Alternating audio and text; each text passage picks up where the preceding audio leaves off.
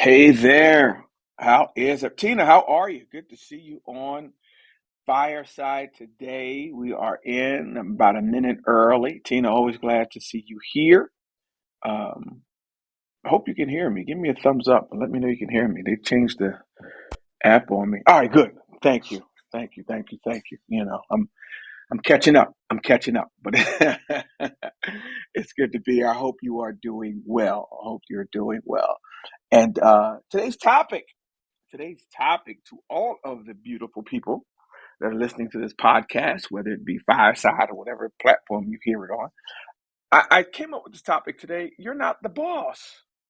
You're not the boss. Now, if we're going to take a deep dive, maybe you guys will help me understand some things, but we'll talk about you're not the boss. You're not the boss. And I heard it, and I'll say it again, I guess, as other folks come on. Are we really the boss? We live in this culture, and I see memes, I see posts, I'm a real boss lady, I'm a boss guy, all the bosses stand up, whatever. You see all this kind of stuff. But if you really think about it, you're the boss until the car breaks down, and then the car's the boss. You're the boss until the circumstance lets you know that you're not the boss. So are we really the boss? Or is the circumstance the boss? Now, what might make us bosses is how we react to external things. But really, in the big picture, we're not the boss. So we're going to kind of talk about the law of control today, the law of control. We sometimes, and I say that to say, um, I'm telling the story early. You see what happens, Tina, when you get here early, you get to hear all the stories. I was at my mom's this past weekend, and the family gets together and we watch F1, Formula One, because we can't afford to go to a Formula One race. I mean, you just can't afford. I can't afford to go, even though one's coming to Miami. It's like $2,000 for the weekend per person. But anyway, we're watching Formula One, and we watch it, have a good race while we're watching. So my brother leaves, and he has a good way to drive, and catches a flat tire. And beautiful car. Hey, Rebecca, thanks for joining. We're talking about you're not the boss. My brother's a beautiful car and whatnot, and whatever. He's blessed. We're all blessed. And the car breaks down. We started laughing and said, "Man, much as of a boss that I think I am, right now in this moment, the car is the boss. The car says we have a flat. The car dictates the rest of my afternoon." And I said, "Well, what makes you a boss is how you respond to it." So we get to we have this notion that we're in charge, but really, at all times, 100% of the time, the circumstance is in charge. I mean, that's the way I feel, and the what we are in charge of is how we respond to the circumstance at hand. Hey, Seth is here, my co-host. Let me bring Seth on up, man. Oh, let me invite. I don't know if I make you a producer, make you a producer or something. See what happens. Wendy, thanks for jumping on. Rebecca, again, hello. Tina, always great to see you. Seth, you on? I'm There here. he is. There he is. There he is. Yes, Seth. So Um, we're talking about how you're not the boss. The circumstance is, but what we are the boss is how we respond to it. So, and kind of we're going to jump into the law of control today. yeah, it's good stuff. The I law of think all of control. us probably deal with this on a daily basis. And I apologize if there's background noise. I'm in commute today, but excited to be Well, here.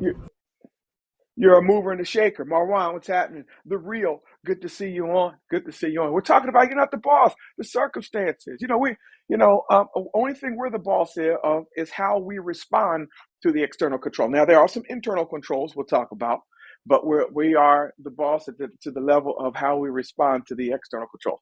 I could leave my house and I could be feeling good about myself, and I'm the boss of my day. I'm the master of my day, and all of a sudden the allergies hit me and I'm no longer the boss. You know who the boss is? Pollen. Pollen will dictate whether I cough. If you live in the Northeast, you know what pollen is. It'll dictate whether I cough, whether I sneeze. So really, I'm only in charge of how I respond to things. How I respond to things. We talk about how life is made up of choices, right? Our lives are made up of choices.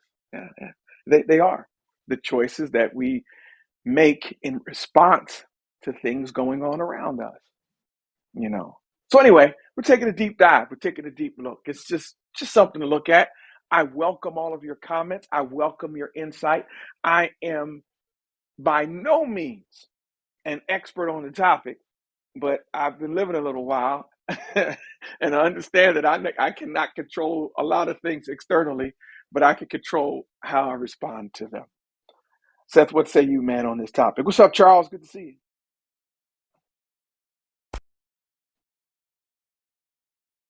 But so anyway, the law of control, and my co-host is in transit today, and so he could be in and out. The law of control. Here's the main idea. In my book Unstoppable, I talked about this law of control, and really what the law of control, it states that I cannot control anything outside of how I respond to it. I can't control other people's attitudes. I can't control certain things. I know we want to take control of our lives, but I can't control my children. I don't even try to control my wife. We have plans. Plans are great to have plans, but it's really how you respond to what is going on in your life. The law of control really talks about, not so much what happens to you, but how you respond to it. Whether we are elevated, whether it crushes us, whether we have to make adjustments. I played football for a long time, and in football or even in basketball, whatever sport you might play. We and the guys might follow me on this. Ladies, I'm sorry if I'm using terminology that might lose you, but some of you may be football fans. We call it calling an audible. We have an idea. Yeah, thank you, Rebecca. We have an idea of where we want to go and what we want to do. And the offense, the quarterback will walk up to the line and they'll see the defense is now in a defense that doesn't allow us to run that particular play. The goal has not changed, but the plan, we can control the plan. And so we call an audible.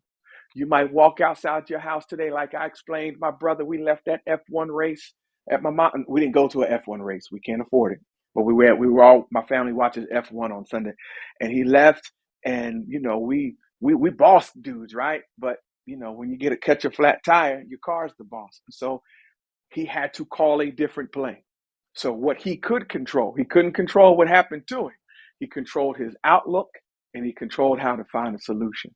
So that is the law of control. Anybody care to comment? Anybody care to comment? Anybody? Or maybe an example. Okay, it's Tina. Hey, Tina, welcome to the stage. Hello, can you hear me? Yes, always good to hear you. All right. Hey, Ralph. Hey, Seth. So it made me think of that workplace psychology uh, research where they had, I think it was a factory, and people were given aspects of control over the temperature and aspects of their environment. And then other people were given better benefits, better pay, and things of that nature. And the increased workplace satisfaction was most associated with those that had control of the external aspects of their work environment. When I have people in the office, I have my own thermostat in my office. So if people are like, hey, it's cold in here, it's too hot, I say, hey, feel free to go over there and change the thermostat. And they're like, what? What? Um, but yeah, I guess like that's also aspects of locus of control. And that's all I have to say, I guess. Yeah. So what you're saying, let me get this right. People were more concerned about controlling the environment rather than more benefits, more pay. Yeah, that Oh, those that's are great. things that were out of their control. It's given to them by, their boss and things like Wow. that. But if they're given control over their environment, they have a higher level of workplace satisfaction. Oh no, that's that's wow. Listen, do what you want with the environment. Pay me. If it's cold, I'll put on a jacket. If it's hot, I'll take the jacket off. But pay me. But no, Yeah. that's great though. See, control means a lot to us. We really want to believe that we're the boss, but are we really? Are we really? Thank you for sharing the real. What's happening? Thanks for joining. Hey, how's everybody doing? Wonderful. I was listening to what you were saying there, and even when you were talking about, you're in control of things right up until the allergies hit and all that kind of thing, and that kind of hits home with me because I'm a singer, and Yeah. when I was doing stage shows, I tried to impress this upon the guys that I was playing music with, because I was like, I got the only instrument on this whole stage that cannot be tuned, Wow. and Yeah. that's my Yeah. voice, and it has a mind of its own. And if the sinuses kick in, I don't know what I can sing until we're trying it, Yeah. And but I look at the. I like how you did that, and I apply this to life, and it's a very simple thing. Like growing up, my grandfather used to tell me all the time, every time I make a plan, God laughs. Yeah. Yeah. And I try to keep that in mind, and it correlates with what you're saying. I have to realize I ain't exactly in control of anything, Right. but it's how I respond to that. And like you said too, another football thing. Sometimes in life you just have to call an audible, and that was never more present in my life than when I was raising my daughter. Yeah. Okay. Because trust me, like I love these people that want to tell you how to be a parent, and well, this is what I would have done. Yeah, but you don't know my kid like I do. Yeah. Yeah. and, Yeah. and even I don't know my kid like I think I do a lot of times. Right. But Right.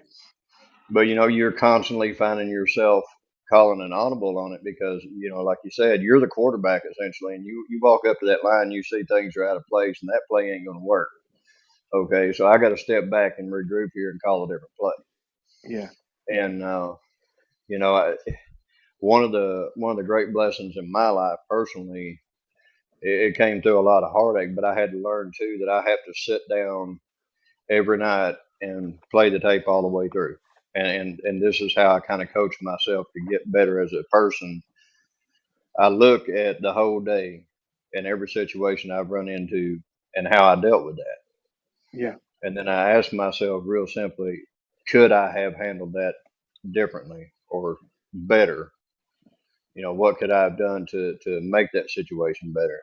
And then the Yeah. next time I'm confronted with it, I try to keep that, in mind. Yeah. Yeah. So, Awesome stuff, man. Thank you. Thank you for sharing. Thank you for sharing. Now, in no ways, guys, are we to get discouraged. It's just that we have to have a level of preparedness yeah, for what may happen for us. If we're taking a trip across country, make sure your car is loaded with the things you need in case the situation changes, in case, things go on. So when we talk about this control, we talk about, being in control of things. I'm not sure we're in control of things. I think that God, our creator, has given us control of how we respond. right. Yeah. I agree Yeah. 100%. Yeah. I agree Thanks, man. 100%. Yeah. Yeah. Thanks for Great. sharing. Yeah, great Thanks to for have you on having me on, stage, man. Skinny. Yeah. Yep. Thank you. Ralph, I'm thinking of this. I wish I could remember when I had the conversation, but the fact that I don't probably means that this was something that my dad told me regularly. Mm-hmm. But I remember him telling me when I was younger to not get stressed over things that I can't control. Yeah. And so I've definitely walked with that and held that. And oftentimes when I'm starting to feel stressed or feeling anxious or feeling frustrated, on a good day, let's be real, we don't always do this, but on a good day, the first question I'm asking is, am I in control of this situation? You and I were talking this morning. I told you the dumb example, but the real example of, planning my whole day yesterday and the day before around driving and picking up a piece of furniture, and then of course the shipment gets delayed. So it's like, like I moved meetings around. I plan my day out about to every 10 minutes of the day. Yeah. And so, there's situations where it's like, you know what? I can't control it. So on a good day, I think that I'm thinking about, okay, what can I control? What can I not control? And oftentimes there are some things that we can control. And it's weird. I'm hearing even from what our guests have shared and what you've shared. It seems like there's a balance of we have to know what we can control, which is usually our reaction, our response, our development, but also Yeah. realizing there's a ton of things we can't control. So it's this balance. Yeah, it is. It is. Let's talk about what we can. This is what we can control. Everyone in here can control your internal landscape. That's what you can control. Yours. You can't control anyone else's, but you can control your own internal landscape. That's what you can control. There are things that influence that. Could be listening to a news program or music, whatever the case may be. You have to be careful of your intake on what you're listening to, who you're around, what you are allowing to be communicated to you, because all of these kind of shape your internal landscape. That's what you can control. But a lot of times we can get influenced by whether it be negativity, maybe it's an improper thought, maybe it's just jumping on a bandwagon or something like this. But if you learn to control your internal landscape, you and I will have a clearer focus, and that allows us to take or leave options which we are presented with every day. All right. So if we're controlling our internal landscape, you and I we're clear-minded enough to kind of see some different options that we are presented with each and every day. And it takes away, we're no longer living by accident. No longer is life is no longer living by accident. I get to choose because of how the creator has given me free will, has given me the privilege, the awesome responsibility of controlling my very own internal landscape.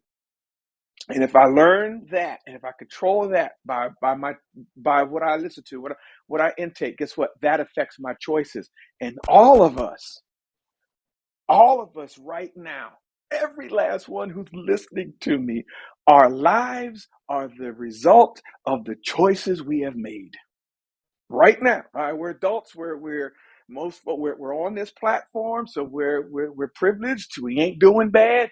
You're on the Fireside platform, so I know you're listening to this. I am believing all of you have a roof over your head, clothes on your back, and some food to eat. May not be the food you want, but you have some food to eat. So our lives have been the result of different choices that we've made that have been governed by our very own internal landscape. I don't know. Again, I'm not an expert. I might just be talking to be talking, but that's what I fully, totally believe. The only thing that you are the boss of is your internal landscape. Hey, Rebecca. Welcome, Rebecca. Thanks for jumping on. Hi, can you hear me okay? I can. Oh, good. Well, first of all, thank you so much for this topic, and I appreciate you allowing me to speak. And I have a question for you. When you say controlling your internal landscape, how do you do that? Because I haven't been able to control. When you say control, that means I can feel a certain way when I want to feel it. So I'm really curious. How do you control your internal landscape? It's really being having the self-awareness of, Mm. wait a minute, this is bothering me. Uh-oh, I feel my temperature rising. Now I have a decision to make. I know what I have to do to bring myself back down. I can control this internal landscape. You know what? That person's allowed to have that opinion, even though I don't agree with it. They're allowed. Let me bring it back down so that when I respond intelligently, I'm responding and not just reacting. And so it's just really being self-aware of Rebecca, people know what buttons to push on all of us. Oh, okay, you okay. know. So let's do now. This is really exciting. So I understand exactly what you're saying now. Yeah. And when you say people know what buttons to push, so my practice is if I have some buttons, guess what? It's up to me to eliminate my own buttons. Right. And I when understand. and when you talk about the self-awareness, that's 100%. This knowing that this particular experience or maybe this particular comment is making me feel a certain way. And in my practice, when I say I'm a happiness specialist, inner peace, it's really a vibrational, it's an energetic where I start, land, and try to stay continually. So it's a practice. And oh, by the Yes. way, I am a big football fan, so I know exactly what you're talking There you about. go. There you Football. go. Oh yes, can't wait for the season to start. That's Anyway, right. so getting back to the internal temperature gauge, or the internal landscape, is what you're saying, is now, because my practice is I'm going to feel all kinds of ways. I'm going to feel, and really not to put a label on it, but excited, sad, angry, annoyed, all of those feelings. But my practice is not to put a story attached to it, that I'm feeling this way because anything external. Maybe I'm just a volcano and I'm just having all of these different feelings being a human. But the catch is to attach a story. Is this is why I'm feeling this way? Does that Hmm. make Hmm. sense? It does make sense. And um, I get a chance, and when you're feeling all those things, I think we should feel. I think we should feel, but Yes. I get a chance to determine for which feeling I will respond from. Okay. Does that I make? got. I don't know. I, but this all comes with a level of maturity, guys. It's just that, listen, Ralph Graves was not born like this. I've suffered from foot and mouth. I've suffered from, I suffered from the consequences of bad choices and bad decisions made in the moment, responding from a wrong place instead of from a right place. So this comes with time, with. Well, let me say something to you, Ralph. Let me say, I don't believe there are any mistakes. I think everything happens for a reason. It happened for a reason. And all Yeah, of it is part of the divine plan, along yeah, with the journey, that whatever is happening, wow, you're talking about control, do I yeah, look at it as a gift or something other than a gift? Because really, yeah. all of it is a gift to be discovered. Right. That's what I believe, my Yeah. perspective. Well, thank you for that. Thank you. And thank you for jumping up on stage with us. And Love that. thank you so Yeah, much. love it. Seth? Yeah, I loved what Rebecca was saying, and I think Rebecca, if you're still listening, I think the reality is it takes practice. At least for me, it has. I think it's like anything, and Ralph, in your book, one of the core principles you talk about is the law of intelligent practice. But and I grew up. And I mean, still, Bible is a huge part of my life, and in the Bible, there's Yeah. scripture that talks about taking your thoughts captive. And for me, something that's been helpful to like get into a place is I have to change my environment. I have to change my even my physiology, change how I'm sitting, change how I'm breathing. And what I've noticed is those things I can control. I can control my breathing. I can control, whether I'm silent or whether I'm not, whether I'm listening to stuff, whether I'm not, whether I'm in a quiet room or a loud room. I can control those things. And so what I've noticed is pulling back, even taking 15 minutes and just changing my environment, changing my physiology, puts me back into a place where I feel like I'm more aware of what I'm in control of and what I'm not. And so for me, it's hard when I'm feeling all these things and I'm thinking all these thoughts that I don't want to be. It's like, okay, well, what do I do? How do I get rid of these thoughts? And so I think it takes practice, and it's still something I'm working on. But I know that's been huge for me, is realizing I can control my environment on a micro level, and then that translates to more on an emotional, on a spiritual, on a mental level, being more in control. Yeah. Yeah. Thanks. Thank you for that, Seth. You know, I like to talk about victim mentality too, right? But just real fast, man. I didn't want to go this deep, You're but I'm gonna having so you're, much fun you're with you gonna you're gonna guys. go there today. I don't want to, but I'm going there because this is such a beautiful topic. It's such a beautiful crowd, and We people gotta. responding. So this victim mentality, right? Even if you've been a victim, even if you've been a victim, the victim's mentality never serves you well. Even if you've been a victim, it doesn't serve you well.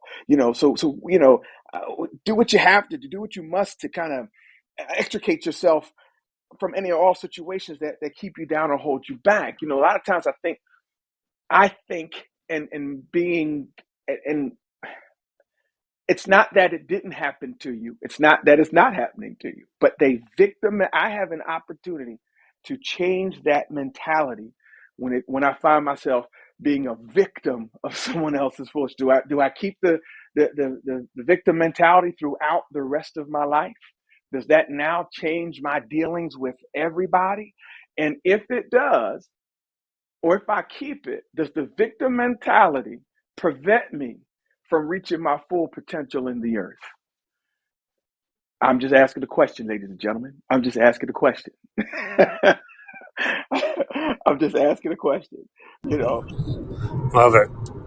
you It's know. true. I don't know if I've ever made the connection between kind of victim mentality and, like locus of control, but I mean, they're connected. I think we've all probably been in the position at moments in our life, and we all know people that are stuck in the position where, everything's everybody else's fault. It seems like they're kind of sitting back, and we're waiting. We're waiting for the government to solve our problems. We're waiting for our family to change the family. We're waiting for everybody else to do the things that we want them to do. And actually, last night I was on Fireside with Chris Hutchinson, and we were talking about something, and he was reflecting on his 20 years of leadership coaching, and one of the lessons that he said is, I mean, pretty much that he's seen out of his experience was that the biggest change is when you stop focusing on changing other people on your team and focus on changing yourself as a leader. And we talked about how once you focus on changing yourself, it's contagious. But I think when we get stuck in the victim mentality, we're hoping everybody else makes the changes for us because everybody else has done all the wrong. It's all life's happened to us, so we need life to change for us. Yeah, yeah, yeah. And so these are things and major things to think about, because I know everybody on here wants to reach their full potential in the earth. They want to reach their full purpose, their full potential. They want to leave it all on the field, as we say. We want to leave it all on the field. And there are some things that we have to be careful of, things we have to avoid that will keep us from doing that. And these are the things we can control. I can't control whether it's going to rain, snow, whatever, but I can control how I respond to everything that happens in my life. Hey, Idris wants to come on up. Isidro, Hey, good morning, Rob. Good morning, good Seth. morning. How you doing, man? Good to hear your voice, brother. Likewise, thank you. Enjoying the sun here in Colorado because it's, there's a little bit of cold, but it's sunny. But Very um, good. this is such a wonderful topic, and when you veered into the victim, the word victim seems it's like this word that evokes some kind of it's like the chili on a taco. It'll lighten it up. Like, okay, now I'm interested. Right now I'm Yeah, interested. You see what's going yeah, on. And yeah. what I have found in personal experiences, when I have shifted my mindset from the victim mentality, and we see it all around us, right? So it's easy to do it. But when you, for example, do something and you blame others, right? You're reflecting responsibility. It wasn't until I started to take responsibility and I admitted my faults. God, that stuff is so liberating, and it just allows you to breathe better. And so when I find people, and I could, being I call it a 10 plus year change odyssey, when I decided to take responsibility and look inward and say, man, there's a reason why flies attract poop, is because I was, whenever somebody did something to me, I only thought about the aggression. I never thought about what I brought to the party. And once Right. I started to realize that, what I could change within me. And one of the key things is letting go of these notions that everybody was out to get me, that it was somebody else's fault when something happened, that I was doing the right thing. Man, it's so liberating. And so that's the key there. When you admit that you did something wrong, you can move on faster. You're like, oops, I messed up. And try not to do it again, especially if you hurt others. But mostly you're hurting yourself when you hold on to that crap. And unfortunately, we live in a world right now where news travels fast, where let's just, I don't mean to push back, but, the former president of this country, the United States, for those of you not living here, because not everybody lives in the United States, he was a prime example of never taking responsibility. Everybody's out to get him. Let's just face it, 77 million people thought he's right. So we have to battle not only ourselves but also people around us who think that it's okay to blame others. Yeah. It is so liberating. Bottom line is so liberating when you do something and you face the responsibility. You go, yeah, I screwed up. You walk away lighter and you walk away better. So it's really a self-fulfilling thing Yeah. to not be a victim. It really is. That's part. Thank you. Thank you for your comments. Thank you for jumping on, man. Always good to hear your voice. But this is that law of control. There are so many things you and I can't control that make us feel like, nah, in the big picture, I'm not the boss, but I can control this. I can control my internal landscape. That's what I can control. In every conversation, I can control that. I've been married 31 years last week. We celebrated 31 years. And believe it or not, there are times where we have colorful conversation. I could just call it that. Colorful conversation. And I can control. I can say, wait a minute. She is actually correct. I was wrong there. And so you can and we have to be careful too what influences that internal landscape. And I hope this conversation kind of blessed you. Be careful what you listen to, be careful what you watch. Understand you're in control until the car breaks down. You're the boss, and then suddenly you're not, right? But control really your response to things that are happening in our lives. And guys, when we learn to do this, I am positive that everyone at the sound of my voice will live life to their full potential and make an impact in this world. That's all I had to say today. Thanks for jumping on. You guys are the best. I just wanted to come on for about 30 minutes. Seth, any final comments, sir, while you're traveling? I'm just thinking about what Mike Tyson said. This is one of his most famous quotes, but post-fight interview back in his prime, and somebody says, "Hey, did the fight go according to your fight plan?" He looks back at them and he says, "Everybody's got a plan until you get punched in the face." Love that quote. I was Exactly thinking right. about that too, Seth. I was wondering, man, somebody's got to bring that up. So Yeah. Exactly it's one of the right. But best. even in that, his plan may have went out the window, but he responded to the punch. You might not be expecting to get punched in the face, but if you punch him back, that's up to you. Yeah. So thank you guys for being a part. Wendy, Charles, Sandra, Mark, Rebecca, Isidro, Seth, and Tina jumped off. But all of you that were here today and all of you that are listening, I can't wait to see you guys at the top. And let's all just get there together. Let's be unstoppable together. We'll check in again next week. You guys have a wonderful week. Seth, travel safe.